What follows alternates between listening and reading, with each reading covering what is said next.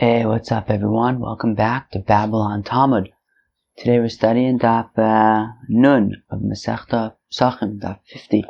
We're going to continue with some interesting agadatas today, and then we will begin the fourth perek of Masechta Pesachim. Some interesting notes. Now, most people, I imagine many people probably know that I record Babylon Talmud a little bit in advance, and today, on the day that I'm recording this, is actually going to be the funeral of my grandfather, who was a member of our Babylon Talmud WhatsApp group. And I was trying to wonder, what's the connection between my grandfather has been doing Daf Yomi since before I'm born. He was in the middle of his 7th Daf Yomi cycle when he passed away, and I was trying to think what's the connection between Daf Yomi, which was such a big part of his life, and him. And we'll get to some things, I think, but I was trying to figure out all sorts of gematrias and things.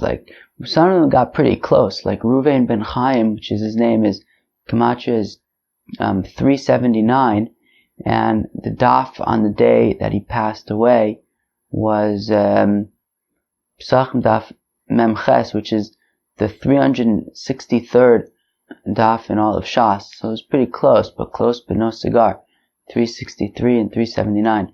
And even the daf that I learned, and I was on the phone with him when he passed away, just by coincidence, and I learned daf 370 that day. Oh no, daf Memches is 370, daf Mem Aleph is 363, but so again, close, but no cigar. But then I realized that, this daf that at least I'm learning today, there are a few things that we can connect to him, so we're not going to spend the whole daf talking about him, but in a few places where there's an appropriate connection, I think maybe that would be appropriate to remember him in the context of a daf of Gemara. Okay, so let us begin on Daf Nun Amud Aleph on the third line. So the pasuk in Zechariah says, "B'hayu bayom and it'll be on that day, or Yikarus v'Kipon, there won't be a light of Yikarus v'Kipon." And just like you're wondering, what's Yikarus v'Kipon? Well, the Gemara is also wondering that. Ma Yikarus v'Kipon? What does it mean that there won't be a light of Yikarus v'Kipon? So Amar Rabbi Lazar says, Ze'or sheyakar b'olam hazeh v'kafar l'olam haba. Okay? Says Rabbi Lazar, this is light. Interesting. That light in this world is very precious. When it's sunny out, I guess we like the sun, but in the world to come, sun is just going to be a given. I don't exactly know what that means, to be honest, but light, which is very sort of, I guess, not as, which is more special in this world, in the world to come, will be just, more common. Alright? Rabbi Yochanan Amar, says Rabbi Yochanan, these are the Mishnayos, the Masechtas of Negoim and Oalos, that they are very difficult in this world, but in the world to come they aren't such a big deal. And this, I think, is something that's appropriate for my grandfather, because he was always learning Daf Yomi, but also he was always learning Mishnayos and Navi and Chumash and saying Tehillim. He was just very deeply connected to the fundamentals, to the core things. And so in addition to Daf Yomi, he was always learning a Masechta of Mishnayos. And for some reason, it feels like it wasn't just any Masechta of Mishnayos. I don't know why, but it feels like he was always learning Negayim and Oalos. When we were learning Masechta Shabbos, at the very beginning, in the first perek, when we got to those difficult dafs about Tumah and Tara, so there was the Gemara there about the Zav and his baggie, and I was talking to him on the phone, and he had to turn off the Babylon Talmud presentation because he had recently learned Masechta Zavin, and he was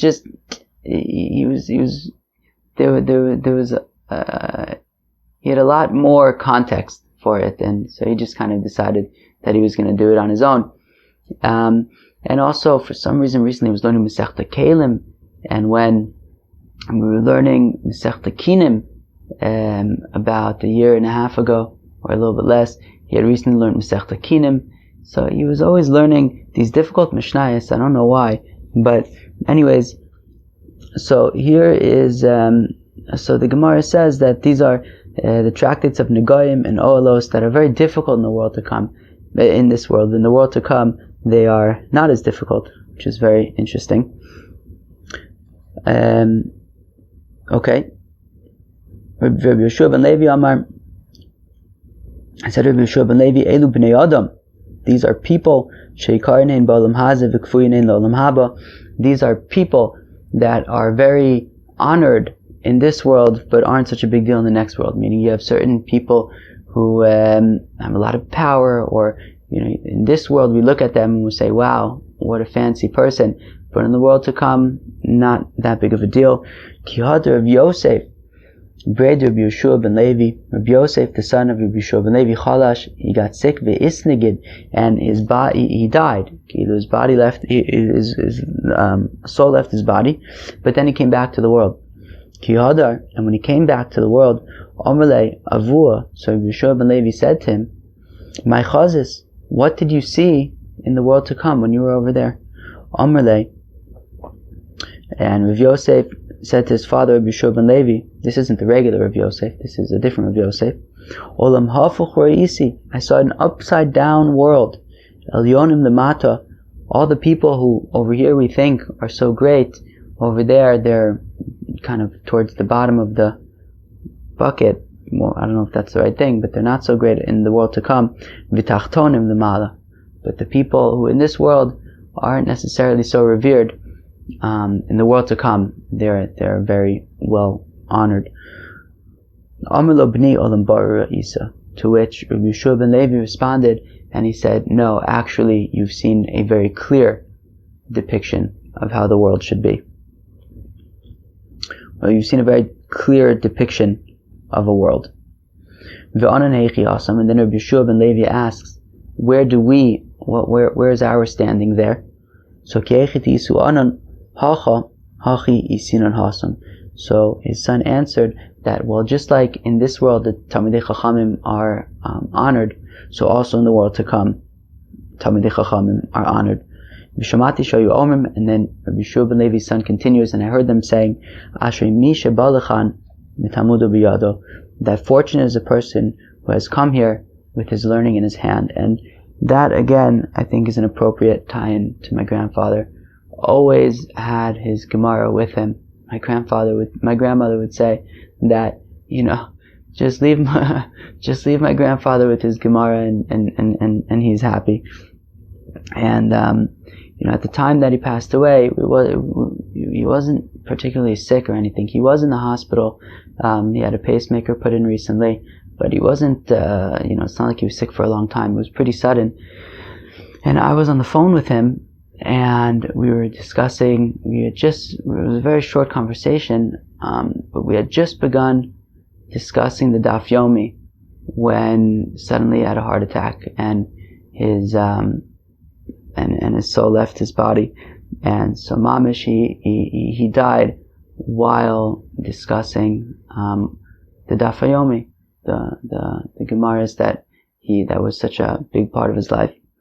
So, I think it's appropriate to say that Talmudo b'yado, he always had his learning in his hands, but also, at the time that he passed, he was also in the middle of learning.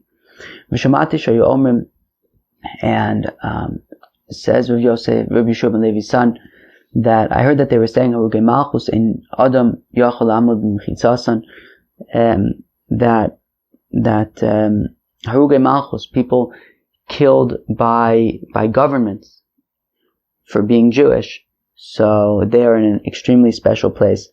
Maninu Now, who are these Haruge Malchus? Who are these people that were killed by the governments that have such a special place? If we're going to say it's Rabbi Akiva, Nasar Haruge Malchus, right? Like we learned at the end of Masechta Brachos with Rabbi Akiva, and then we learned some of the other Asar Haruge Malchus in other places. But if we say that we're talking about the Asar Haruge Malchus, like Rabbi Akiva and his colleagues, so Mishum Haruge Malchus V'sulo, what, the only reason why they have such a special place is because they were killed by governments? What about the fact that that it's the great Rabbi Akiva, or the other, great people who were killed in Asar Haruge Malchus? El Haruge Lod. So apparently it says Haruge Lod. It's a Gemara in Tainus, which I do not remember, that there were these two people who sort of took the blame for the whole community to spare the entire community, but they themselves got killed. Okay. Now, says the Gemara by Yomahu, on that day, al metzilos asus kodesh laHashem, it will be on like the decorations of the horses, holy for God. My metzilos asus, what are these decorations? So Amar Rabbi Yeshua ben Levi says, Rabbi Yeshua ben Levi also that Kodesh Baruch Hu lahosaf Yerushalayim ad shah she'asus ratzu matzil. So it says Rabbi Yeshua ben Levi that in the future, the Eibishter is going to add on to Jerusalem until the hour that a horse can run. Meaning that if you could take a horse and run, and it says until run umatzil. Matzil in this case means like from the word sail, which is shade. The way that shade works, of course, is that the sun shines and then the shade, if the sun's in the east, your shade's going to be to the west, and when the sun's in the west, the shade is to the east. But what about when the sun is, smack in the middle of the day, right, at Chatzot? So in that case, there's no shade because it's shining right on top. So it just goes straight down. So that's what the pasuk is saying, that on that day, that the Eibishter is going to add on to Jerusalem, as much as if you would take a horse and it would run until there's no more shade, i.e. from the beginning of the day until midday, when the sun is shining directly above. So however far a horse would be able to run during that time, during half a day, so that is how much God is going to add on to Jerusalem. Rabbi Elazar Amar says, Rabbi Elazar kol metzilos shetolen lesus bein einav yeh kodesh laHashem, that all the decorations that they put between the eyes of a horse will be donated to the Beis HaMikdash. Rabbi Yochanan Amar says, Rabbi Yochanan kol biza shebozes in Yisrael at shah she'asus ratz umatzil yeh kodesh laHashem, says Rabbi Yochanan that all of the booty that they will be able to collect from their enemies, that will be dedicated to the Beis HaMikdash. So B'Shlam L'man D'Amar Kol Biza Shebazu Yisrael. So I understand, according to Rabbi Yochanan's opinion, that it's talking about all of the spoils that they were be able to pillage and dedicate to the Beis HaMikdash.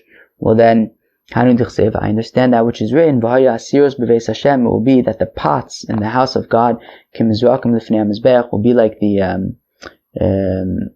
like spoons, like these receptacles before the Mizbeach. So like if we're talking about spoils, so okay, so have all kinds of spoils that you will dedicate to the Beis HaMikdash, and there will be pots and spoons and things. But according to the other two opinions, that it's talking about the decorations of horses and adding on to Jerusalem. So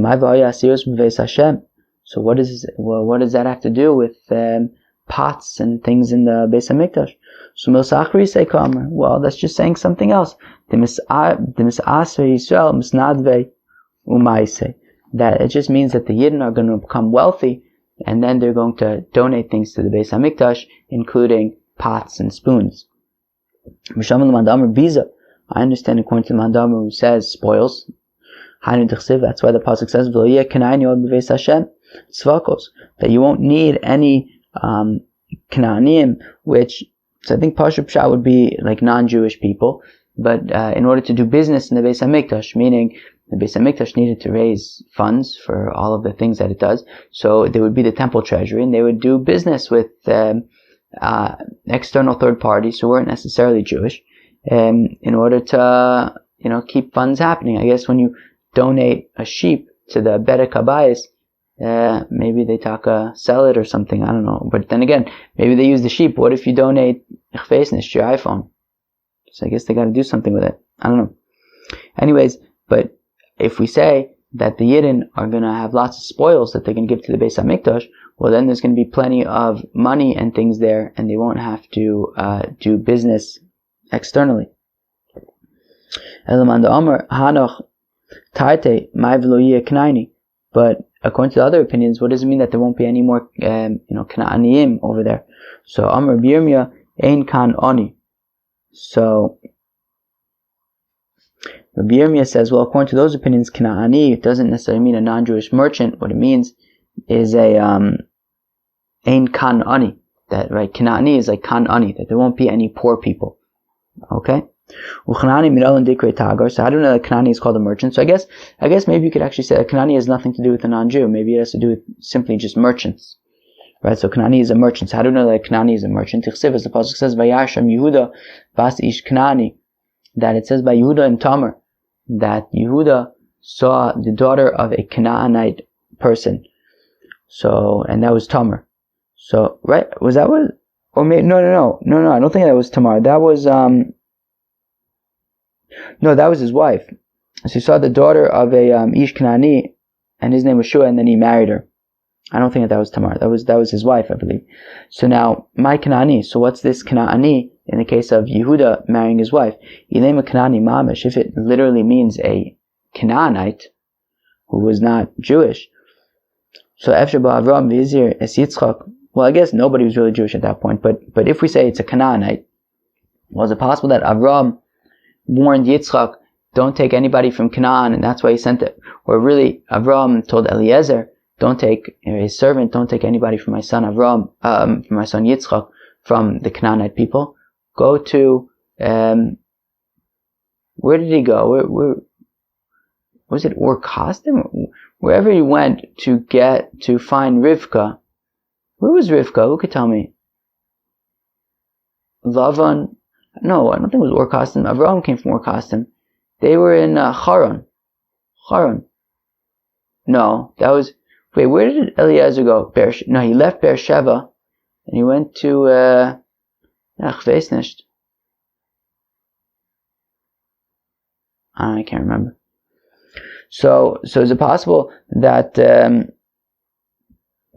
Avram told, was so careful that Yitzchak shouldn't marry a Canaanite, but Yitzchak visits Yaakov, then Yitzchak also sent Yaakov. No, it was a Padan Aram, I think. Padan Aram.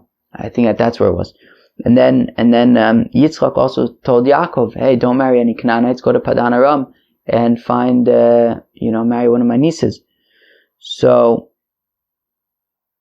Yehuda Azav and Osif, and then Yehuda went and married a Canaanite. How could that possibly be? So Elam Reb Shimon ben Lakish bas Gavra Tagra. Rather, it means that Yehuda married the daughter of a merchant. Tichsiv, as the pasuk says, Kanan biyada mozne mirma, that merchants have these false weights. V'baisema me'alcha, or you could say it's from this pasuk, Asher socharia sarim, that its merchants are officers, Kananea nichbedei aretz, and also another way of saying merchants are very honorable. So we see that Canaan is a lashon of merchant. It says the Gemara, V'haya Hashem lemelech hakol haaretz, and God will be the king on all of the land. Vayomahu, on that day, Yeh Hashem echad u'shmo echad, God will be one, His name will be one. V'tu'edin alav echadu, the Gemara says, what do you mean on that day God will be one? Is He not one now? Amr Be'acha bar Chanina, says Be'acha bar Chanina, lo kolam haza olam haba. This world is not like the world to come.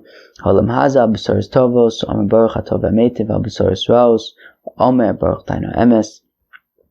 That in this world, we're for good news we say Hatov v'Ametiv, and for bad news, of course, we say Baruch Taino Emes.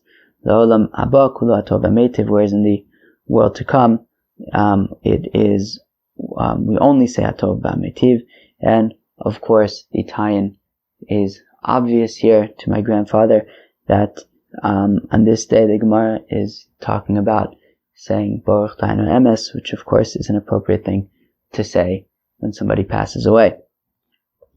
Ushmo echad, and his name is one. Ma echad, what does it mean? One. Atu ha'idin alav shmo echad hu, is his name not one now? Amar Nachman bar Yitzchak, lo kolam haza olam haba, that the world to come is not like this world. Olam haza nichtav b'yud v'nikra b'alef daled, that of course in this world, even when we see God's name written as Yud, Hey, Vav, and Hey, nonetheless we read it as Aleph, Daled, Nun, Yud, right? Even though it's written Yud, K, Vav, K, we read it Adonai. Now, the Olam Haba, but in the world to come, Kulo, Echad. It's all going to be the same. Nikra b'yud hey, v'nichtav b'yud hey. It's written Yud, K, Vav, K. We're going to read it Yud, K, Vav, K. So Rava l'midrasha b'pirka, Rava thought to teach about Yud, K, Vav, K in the shir. Amrle Awusava, and a certain elder said to him. Now, of course, often when so there's a Tosfos and Chulin apparently on that Vav, I think, that whenever it says Awusava, it means Eliyahu Navi. But I don't know that it's always Eliyahu Navi. But in this case, it could definitely be Eliyahu Navi. That Amrle Awusava, a certain elder said to Rava Alam Ksif, right? That the pasuk says that Shmi le'olam zechri l'dor. This is my name forever, and this is how I will be remembered for all generations. So it doesn't say le'olam with a vav; it says le'olam without a vav, which means like ha'alama, to be hidden. That God should be hidden. Don't go and expound in a Torah class how to pronounce God's names and name and all about God's name. Rabbi Avina asked the question, Ksiv, on the one hand it says Zeshmi Olam, that this is my name, like Zeshmi Olam, and we said that Alam is like Ha'alama, to be hidden. So on the one hand it says this is my name, sort of in a hidden way, but then it says this is how I should be remembered. But remembering is like more public. So HaKadosh Baruch Hu lo kshani nichtav ani nikra nichtav ani b'yudei v'nikra ani b'alef daled. So God says, yeah, but the way that I'm written is not the way that I am read. My name is written with Yud K Vav K, but pronounced Aleph Daled Nun Yud Hajan Alach Elu Ovrin. We'll come back to Elu Ovrin. It was cool to have that agadata after a while. As I mentioned yesterday, Pesachim I think has been great in my opinion, but there hasn't been so much in the agadata department. But I think that we got some gishmaka and yanim over here. I was always trying to remember where I saw Olam Hafuch Ra'isi. Such a gishmaka Gemara. And it was over here, Pesachim on Daf Nun. New perek, the fourth perek. Makom shenoagu lasos melacha b'avid Pesachim al chatzos osin. So, in a place where the minig is that they do melacha, that they do work on Erev Pesach, so then they do work until Chatzos. So you can do work until Chatzos, and then that's it, you get ready for Pesach. But if the minig in the city is not to do melacha at all on Erev Pesach, so then don't do melacha at all. Now what if you're leaving city A and you're going to city B? Now in city A, the minig is to do melacha on Erev Pesach. In city B, the minig is not to do melacha on Erev Pesach. Or if you're going from city B to city A, city B, they don't do melacha, of course, on Erev Pesach, and in city A, they do melacha on Erev Pesach.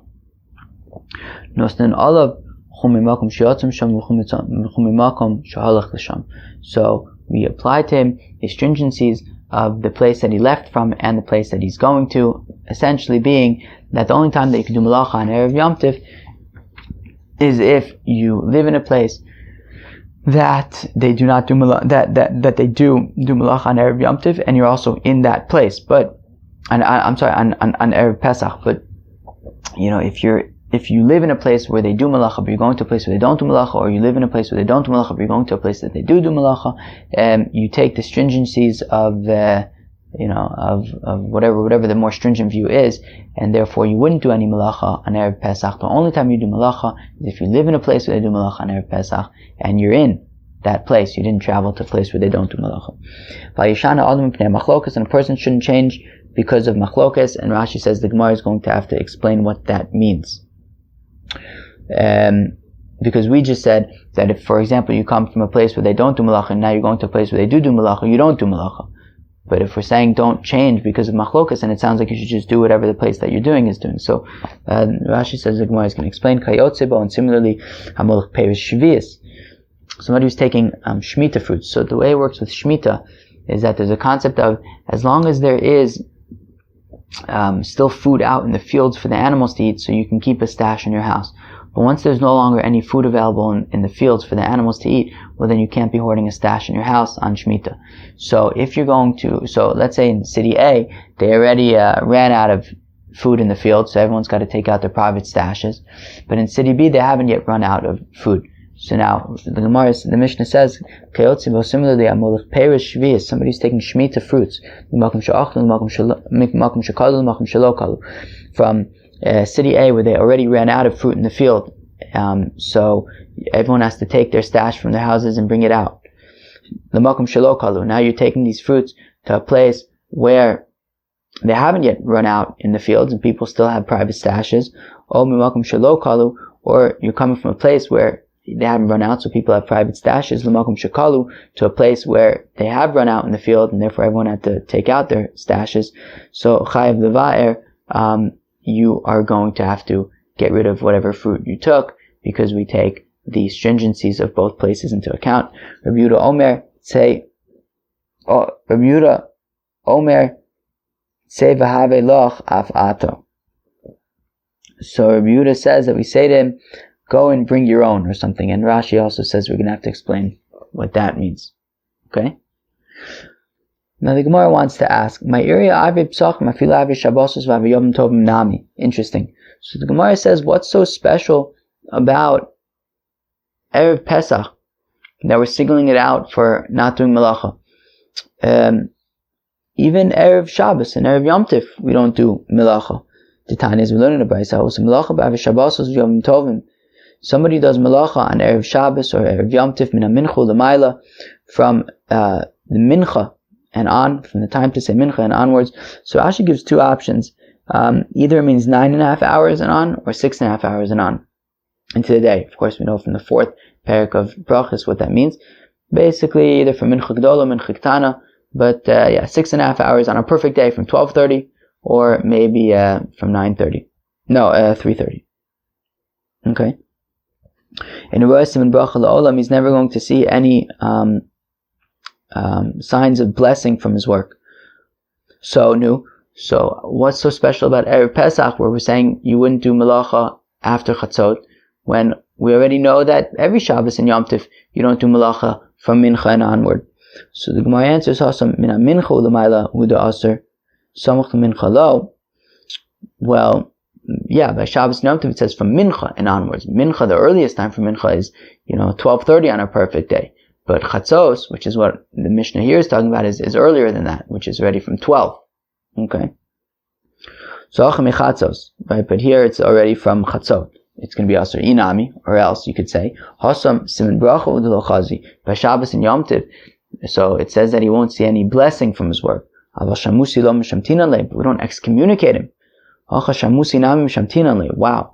But over here, if you're in a city where the minig is not to do work, and you do work, not only will you not see any blessing from your work, but will excommunicate you. Wow, better be careful.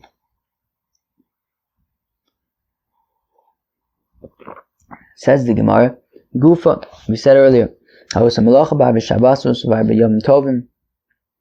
does Melacha on Erev Shabbos or Erev Yom Tif, min ha-mincha u'l'mayla, from Mincha and onwards, u'motzoi Shabbos, u'motzoi Yom Tiv, u'motzoi Yom HaKippurim, or if he does work on Motzoi Shabbos, or on Motzoi Yom Tiv, or Motzoi Yom Kippur,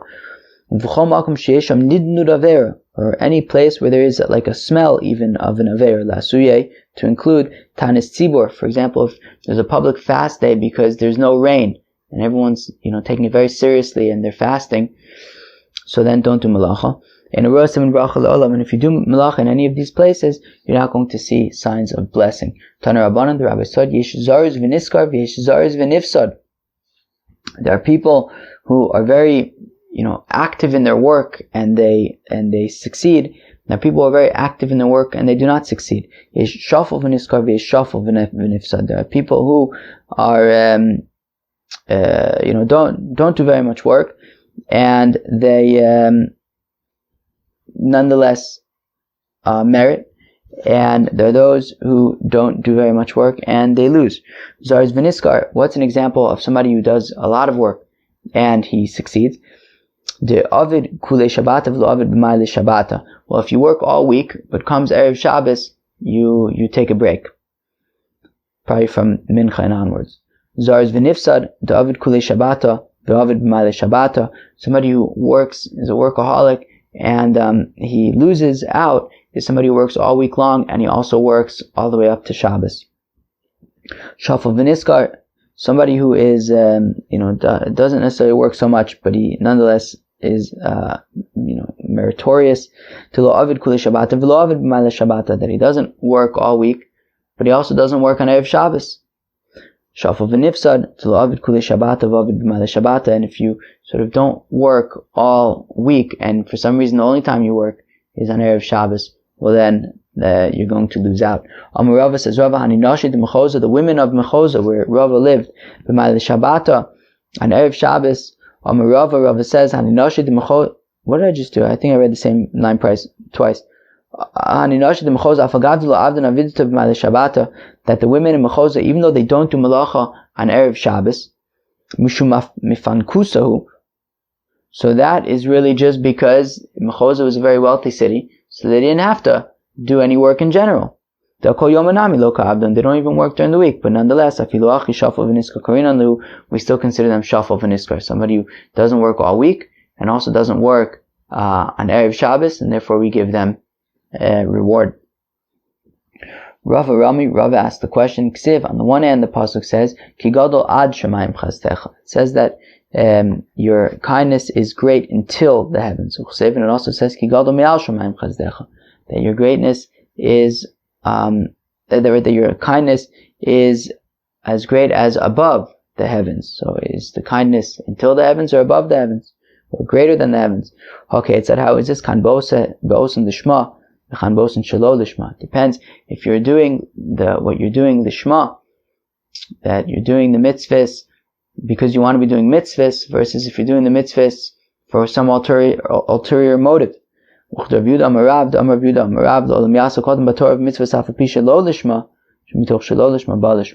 Person should always do Torah and mitzvahs, even not because you want to be doing the Torah and mitzvahs itself, even for ulterior motives, because out of starting to do them for ulterior motives, you will end up doing them for their sake.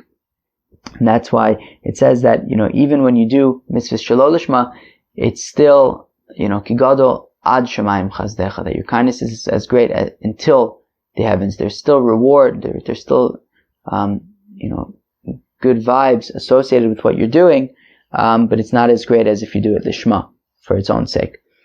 Tana Rabbanan, the rabbis taught him, somebody who counts on his, the income coming from his wife or from a mill, doesn't see any blessing forever. And what does this mean? So schar ishto maskulta. So what it means is that, somebody who's depending on his wife going out to the market and with like a scale and kind of having a scale for rent for people who might need to weigh things in the market, that's not good. You're not gonna get much income from that. Meaning, and you see it in Shuk Machne Yehuda, people selling all sorts of like things that people don't really need. And it's sad. How much money can you expect to make from, a person going around with a scale and maybe accept a penny here and there just so that somebody can weigh something? I mean, right? That's not. Better to go into something where you have real potential to make a parnasa. You can end up walking around all day, busy work, hard work with not much reward, not even much potential for reward. Rechaya, and what does it mean? A mill. So agrisa, also to get to have like a hand mill that people could pay you to like grind something. Again, it's something that you're going to be schlepping around all day, and How much money can you make from offering to grind things for people with a hand mill? Aval, but listen to this. But if your wife, is in the scale or the hand mill business, meaning she makes them and sells them, and she's a business and she makes a good living, well then, great. The pasuk says in Eishes Chayil at the end of Mishlei, that she makes fine garments and she sells them. So there are certain things that you can do to make a living that just don't really have very much potential to make much money. So therefore that you're not really going to see a siman bracha. But if you go into a business, then great, all the blessings in the world. Which is also interesting because the Gemara at the end of Kiddushin says, right, that what was it? Ein anius mina umnos v'ein ashirus mina umnos, something like that. That any profession can have people who are successful and who are not successful, but the Gemara over here seems to be saying that it's within limit. How much money can you possibly make from hiring out a scale in the shuk? Taner Rabbanan, the rabbis taught him, somebody who makes a living from selling like reeds and like pictures, he's not going to see blessing forever. My time came to interesting, because since if you're selling like reeds and things, well, you're gonna have to take a whole big bundle of reeds and walk around town with a whole big bundle of reeds, and whether or not you make a lot of money, whether or not you can make a lot of money from it, but because you're walking around with a lot of stuff, there's an ayin hara involved, like, hey, wow, who's this fancy guy with all this stuff? And there's just kind of like negative energies floating around. Taner Rabbanan, the rabbis taught, Tagre Simta, merchants who are in like the public streets, Umagadle Bemadaka, and people who raise animals like sheep and goats and things. Vikotsit say Ilanus Tovus, and people who chop down trees. Or people, whenever you're dividing things up with other people, if there's like one person who always makes sure to save for himself the best part, and he's never going to have any blessing. My time will come to Tobe and Shek, because people are kind of like startled by these people. Somebody who's always making sure to look out for his own benefit, as opposed to anybody else. People are like, hey, what's the deal with this guy? This guy is chutzpah, or somebody who chops down trees. Like, why the heck are you chopping down trees? Right? So each one of these things has like kind of things why people might be a little bit perturbed, and therefore it won't end up long term leading to blessing. Tanya, we learn Tanya Rabbanan, the rabbis taught, Daled prutos in boen siman bracha la'olam. There are 4 prutas, coins that don't have any blessing, meaning there are 4 ways to make money that even though you're making money, it's not going to be particularly flowing. You're not going to have a lot of money. So schar kosvin, scribes, v'schar meturgmanin, and people, meturgman was a role where, like on Shabbos, you would stand next to the teacher, and the teacher would kind of tell this meturgman, this translator, and then the meturgman would kind of had, I guess, a strong voice, and he would expound it to everybody.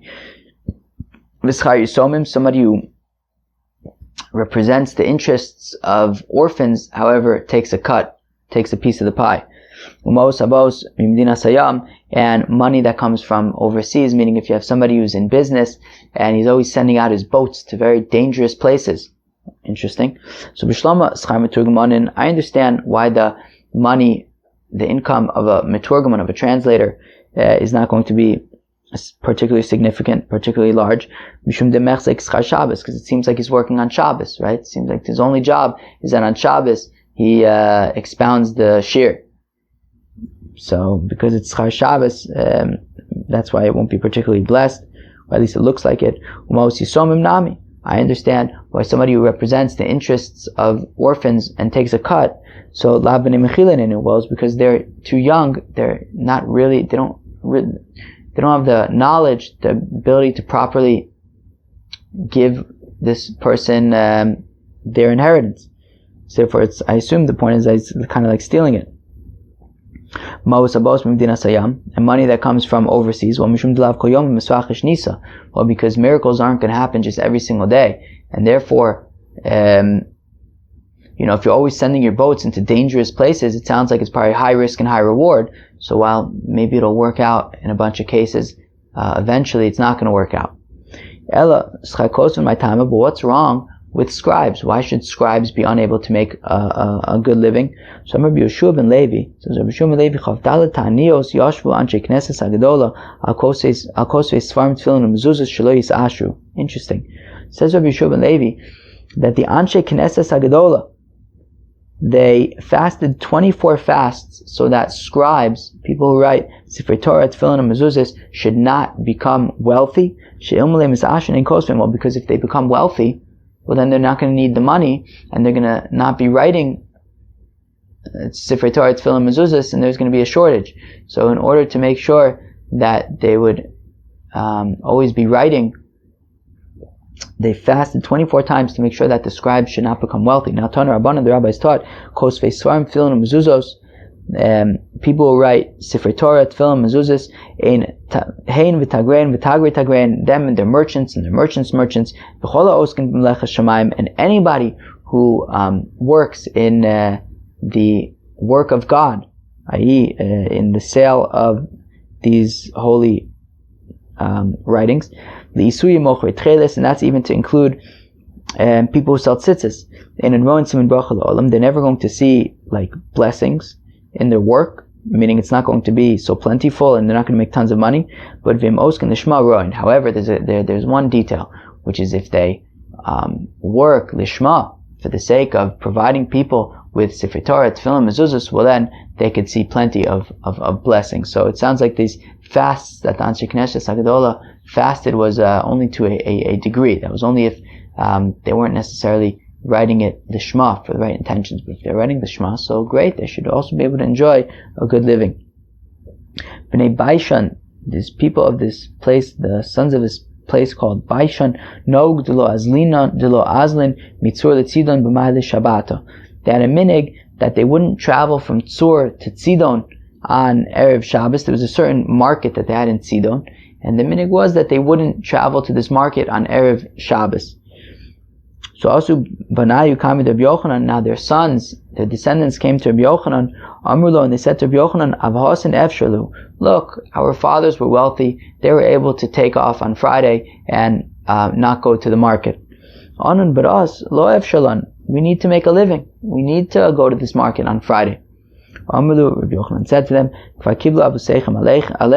your fathers have already accepted upon themselves not to go to the market in Sidon, so therefore don't go.